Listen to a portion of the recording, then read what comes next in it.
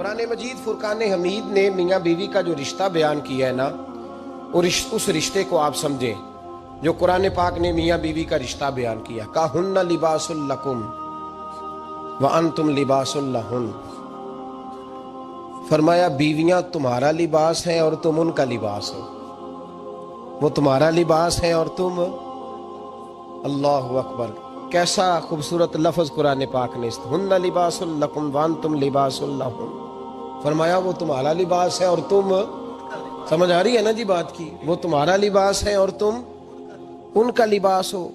تین خوبیاں تو ہر لباس میں ہوتی ہیں، تین چیزوں کے لیے لباس پہنا جاتا ہے، تین چیزیں، تین قسم کی آسائشیں لباس میں پائی جاتی ہیں، اس پر تو تمام مفسرین کا اتفاق ہے۔ سب سے پہلی چیز، لباس جو ہوتا ہے وہ بندے کو گرمی اور سردی سے بچاتا ہے۔ سخت سردی میں لباس لے لیں تو بندہ سردی سے بچ جاتا ہے۔ اس کا مطلب یہ ہوا کہ میاں بیوی ایک دوسرے کا لباس ہیں۔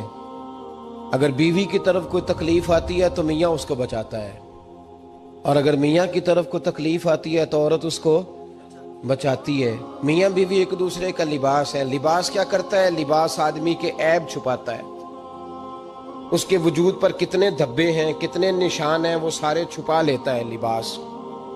میاں بیوی ایک دوسرے کے عیب چھپانے والے ہوتے ہیں، عیب بتانے والے، رونا رونے والے نہیں ہوتے کہ بی بی جب بھی میکے گئی اس نے جا کے رونا شروع کر دیا، اتنی میں تانگو دوسرا ہے ہی کوئی نہیں۔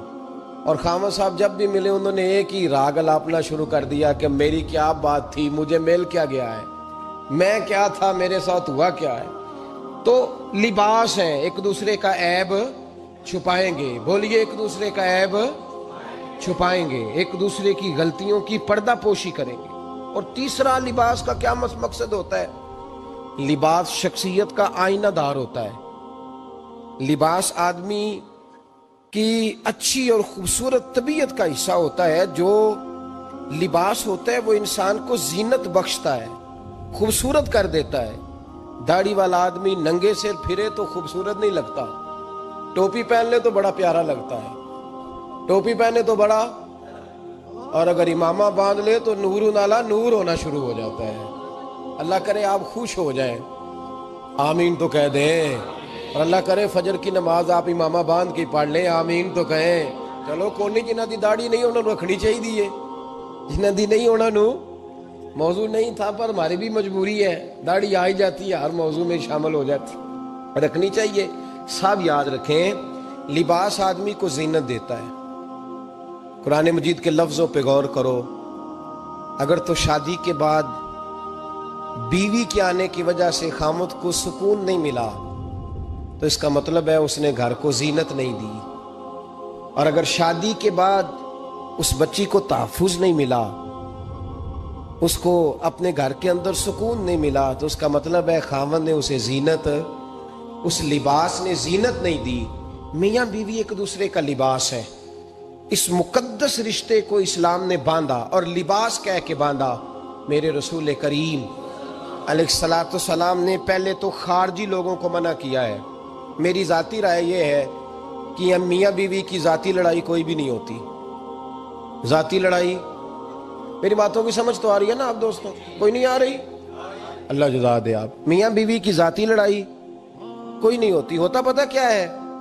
لڑکے سے پوچھیں کہ بتائے جناب کیا حال ہے، تو کہتے ہیں بیوی میری صحیح ہے، اس کے گھر والے نہیں صحیح۔ سنا آپ نے بھی کبھی یہ لفظ؟ تو اسی طریقے سے اگر لڑکی سے پوچھیں کہ تیرا کیا حال ہے، تو کہتی ہے خامن تو میرا دھیان رکھتا ہے، اس کی اماں نہیں خیال رکھنے دیتی۔ تو لڑائی جو ہوتی ہے وہ تیسرے آدمی کی وجہ سے ہوتی ہے۔ تیری اماں آئی تھی تو اس طرح کہہ گئی، تو تیرا بھائی آ گیا تھا تو وہ یہ کہہ گیا، تیسرے فرد کی وجہ سے۔ میرے نبی کریم علیہ السلام نے تیسرے بندے کو سمجھایا ہے، تیسرے فرد کو حضور نے سمجھایا ہے۔ نبی پاک علیہ السلام نے فرمایا خبردار، ماں، بھائی، بیٹا، باپ، سارے لحاظ کریں، بسنے دے میاں بیوی کو۔ اگر شادی کر دیا تو ان کو سکون سے رہنے دو۔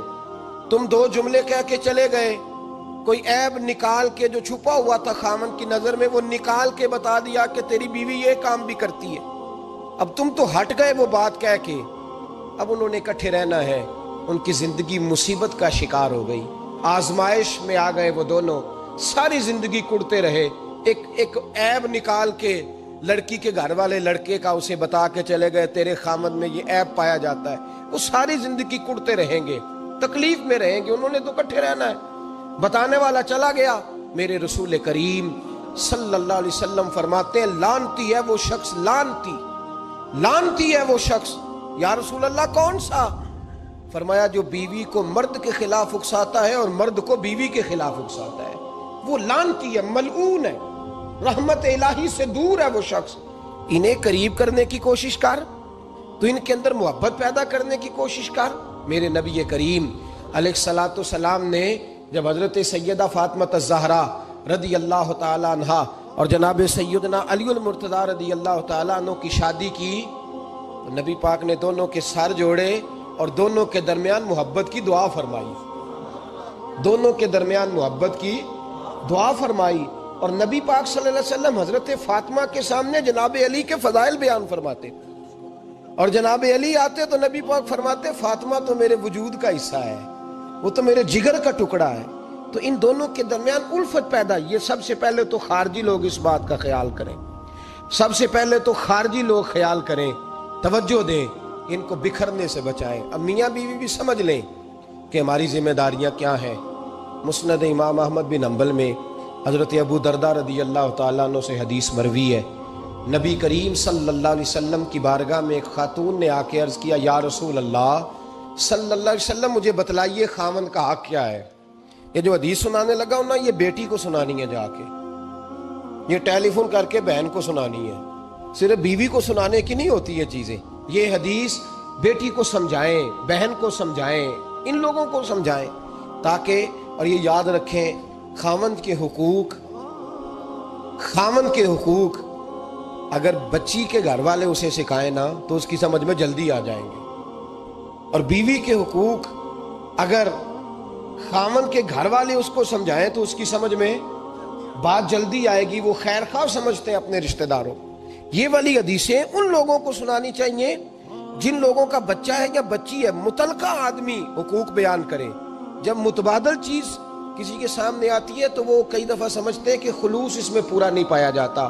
حضرت ابو درداء رضی اللہ تعالیٰ عنہ فرماتے ہیں ایک خاتون حضور کی بارگاہ میں آئی، عرض کرنے لگی یا رسول اللہ صلی اللہ علیہ وسلم میں نکاح کرنا چاہتی ہوں، شادی کرنا چاہتی ہوں، مجھے بتلائیے خاوند کا حق کیا ہے، اگر تو میں ادا کر سکتی ہوں تو میں نکاح کروں، ورنہ میں اس کام سے بچوں۔ میرے نبی کریم علیہ الصلوۃ والسلام نے فرمایا بی بی اگر خاوند کے ناک سے رینٹ نکلے، ریشہ نکلے